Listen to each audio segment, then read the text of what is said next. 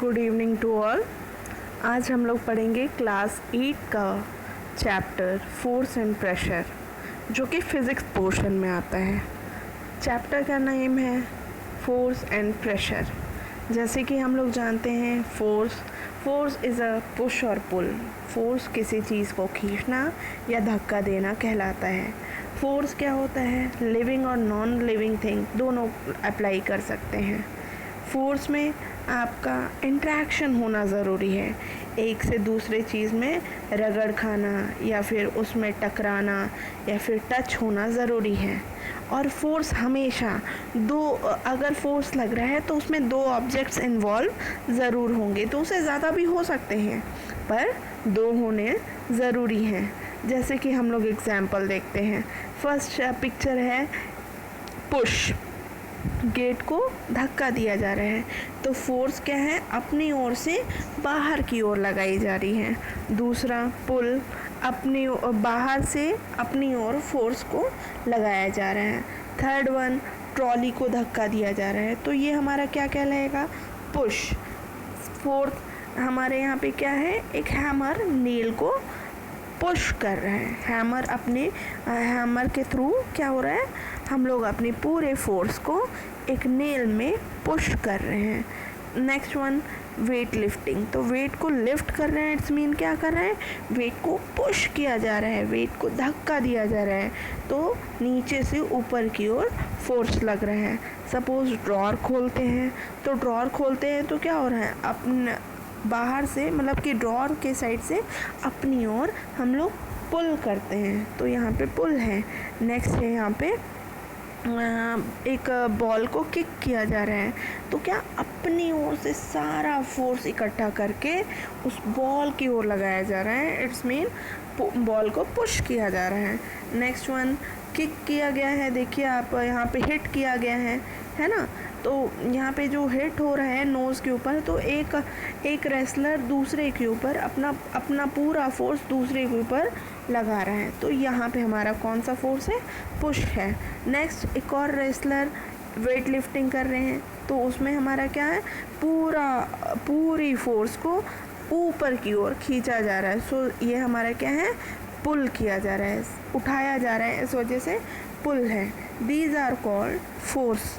हम लोग डेली अपने घरों में बहुत सारी चीज़ों को ऐसे करते हैं, सारी चीज़ों में फोर्स लगाते हैं। जैसे गेट खोलना, फ्रिज का गेट खोलना, किसी सामान को एक जगह से दूसरी जगह उठा के रखना, किसी चीज़ों को धक्का देना, किसी चीज़ को एक प्लेस से दूसरे प्लेस पे, जैसे आटा गूंथते हैं तो उसमें फोर्स लगता है, गेट खोलते हैं उसमें फोर्स लगता है, पोछा लगाते हैं, झाड़ू लगाते हैं, ये सारा चीज़ क्या है, इंट्रैक्शन। 2 बॉडी यहाँ पे क्या हो रही है, इंट्रैक्ट हो रही है।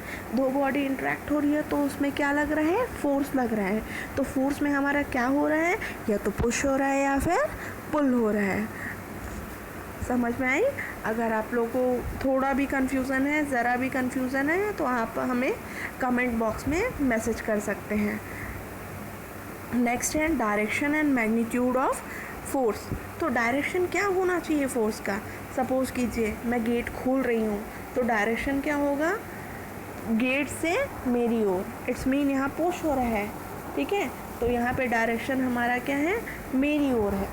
सपोज़ करो दो लोग एक दूसरे को धक्का मार रहे हैं तो उनका फोर्स क्या है, उनका डायरेक्शन क्या है, अपोजिट डायरेक्शन है। सामने वाला मतलब फर्स्ट एक आदमी उसके तरफ फोर्स लगा रहा है, दूसरा आदमी उसके साइड अपोजिट फोर्स लगा रहा है तो यहाँ पे डायरेक्शन ऑफ फोर्स क्या है, अपोजिट है। The measurement of strength and the amount of force is called magnitude of force. मतलब हम लोग कितना फोर्स लगा रहे हैं, कितना स्ट्रेंथ लगाना पड़ रहा है, अमाउंट कितना है, मतलब फोर्स कितने अमाउंट में लगा रहे हैं, तो वो हमारा क्या कहलाता है, मैग्नीट्यूड ऑफ फोर्स। सपोज़ करिए हम लोग कोई सामान खरीदते हैं, शक्कर खरीदा, चीनी, शुगर, तो शुगर खरीदना है, मान लीजिए आप आधा केजी खरीदे तो वो आधा केजी मतलब हम लोग इसको मेज़र कर सकते हैं ना कि दैट इज़ 500 ग्राम। तो इसी टाइप से अगर हम लोग किसी पे पंच मार रहे हैं, किसी को पंच कर रहे हैं, तो कितना अमाउंट ऑफ फोर्स हमने लगाया, तो उसके मेज़रमेंट को हम लोग कहते हैं magnitude of force. Next one, 2 or more forces on a same object can be applied in a same direction and opposite direction। 2 और 2 से ज़्यादा फोर्स हम लोग एक ऑब्जेक्ट पे जब लगाते हैं तो वो क्या होता है, सेम डायरेक्शन में होता है, और उसका सेम डायरेक्शन में हो सकता है या फिर अपोजिट डायरेक्शन में। मान लो 2 लोग एक साथ एक सामान को, वुडन ब्लॉक को धक्का दे रहे हैं, फर्स्ट वाला आप पिक्चर देख सकते हैं, तो यहाँ पे हमारा क्या है, सेम डायरेक्शन में वर्क हो रहा है। और मान लीजिए 2 लोग एक वुडन ब्लॉक को दोनों साइड दोनों एक दूसरे की तरफ धक्का दे रहे हैं, तो यहाँ पे क्या हो रहा है, अपोजिट डायरेक्शन है। पहला वाला बंदा राइट साइड में धक्का दे रहा है, दूसरा वाला बंदा लेफ्ट साइड में, तो यहाँ पे डायरेक्शन हमारा क्या है, बदल सा गया है।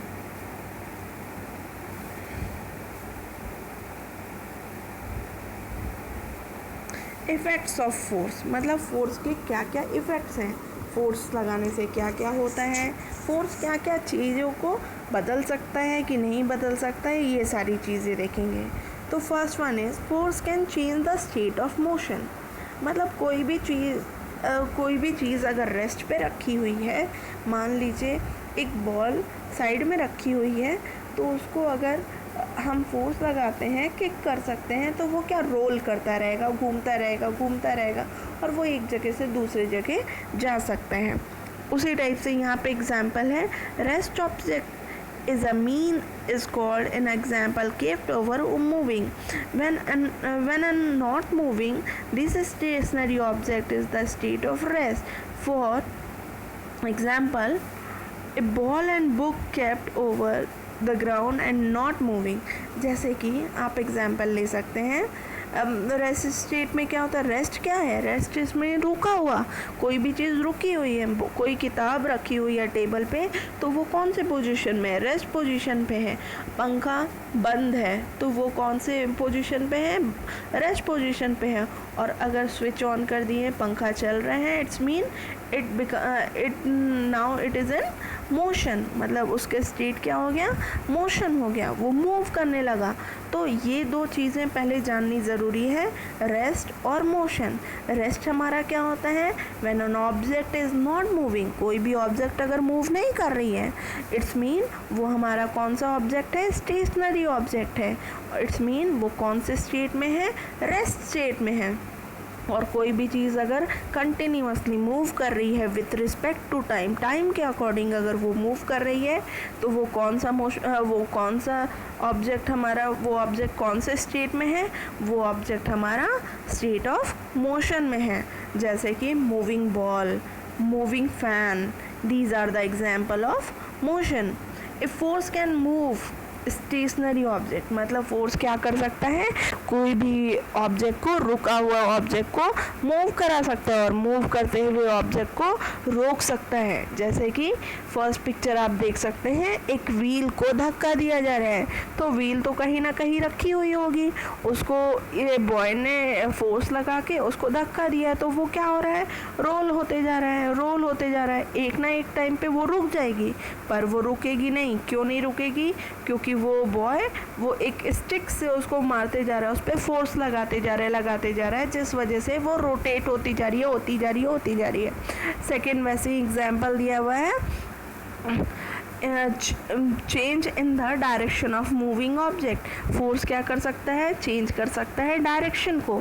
मतलब सपोज कीजिए एक बॉल मूव कर रही है, उसको हमने मूव करते हुए दीवार पे मारा, तो दीवार से टकराने के बाद क्या होगा, उसमें एक्स्ट्रा फोर्स लगेगी और वो क्या होगा, दूसरे साइड रिफ्लेक्ट करेगा, दूसरे साइड मूव कर जाएगा। वो स्ट्राइक होने के बाद जस्ट दूसरे डायरेक्शन में वो बॉल मूव करेगा। तो force can change the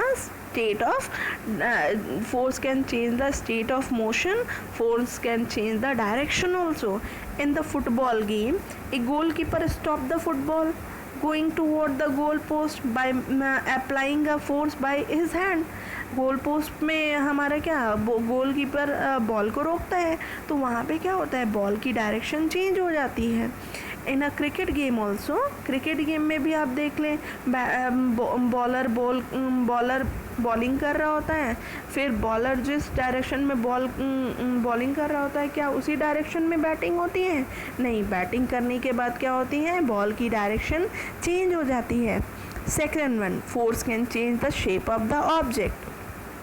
force क्या कर सकते हैं, ऑब्जेक्ट की शेप चेंज कर सकता है। तो ये थर्ड वन है, force can change the shape of the object. Suppose we have a balloon. Balloon हम लोग सारे लोग जानते हैं बलून क्या होता है। बलून को देखिए फूला हुआ है। मार्केट्स में देखते हैं हम लोग बलून को डिफरेंट शेप्स में, वो लोग बलून वाले जो भैया होते हैं बेचते हैं, वो डिफरेंट शेप में बना के देते हैं। तो वो कैसे कर सकते हैं? ड्यू टू फोर्स लगाने की वजह से उसका शेप चेंज कर जाते हैं। एप्पल शेप में होता है, राउंड शेप में होता है, ओवल शेप में होता है। ये सारे शेप्स कैसे होते हैं? फोर्स लगाने की वजह से। When you apply force on inflated balloon by pressing it using your hand from both side, then the force of pressure change the shape of balloon. तो आप जब फोर्स लगाते हुए मतलब बलून को आप प्रेस करते हो, दबाते हो, तो वो क्या होती है, उसकी शेप बदल जाती है। You can change the shape of rubber band also. जैसे आप रबर बैंड यूज़ करते हो या फिर रबर बैंड हो, तो उसको आप खींच के देखोगे, ऐसे तो छोटा सा रहता है, और अगर उसमें हम लोग फोर्स लगाएंगे तो वो क्या हो जाता है, बड़ा हो जाता है। उसी टाइप से आप स्प्रिंग को भी स्ट्रेच करते हैं तो लंबा हो जाता है, और अपोजिट डायरेक्शन में दोनों साइड से फोर्स लगाएंगे तो वो स्प्रिंग छोटा भी हो सकता है। You can change the shape of dough also in bread. जैसे आप आटा गूंथते हैं तो पहले क्या होता है, आटा इतना बड़ा होता है, और थोड़ी थोड़ी आटे को लेकर अगर हाथ से हम प्रेस करके गोल गोल बनाएं तो वो गोल शेप ले लेता है। अगर हम उसको ओवल बनाएं तो उसका शेप ओवल हो जाएगा। अगर हम उसको हॉरिजॉन्टल बनाएं, हॉरिजॉन्टल जो शेप चाहें हम उस शेप की रोटियां बनाते हैं। तो ये किसके थ्रू हुआ? हाँ, रोलिंग पिन के वजह से हुआ, बेलन की वजह से हुआ, पर उसमें कुछ ना कुछ तो लगा होगा। हाँ, that is force only, force लगा था। आगे हम पढ़ेंगे टाइप्स ऑफ फोर्स और डिफरेंट टाइप्स विथ एग्जाम्पल्स। आज के लिए इतना ही।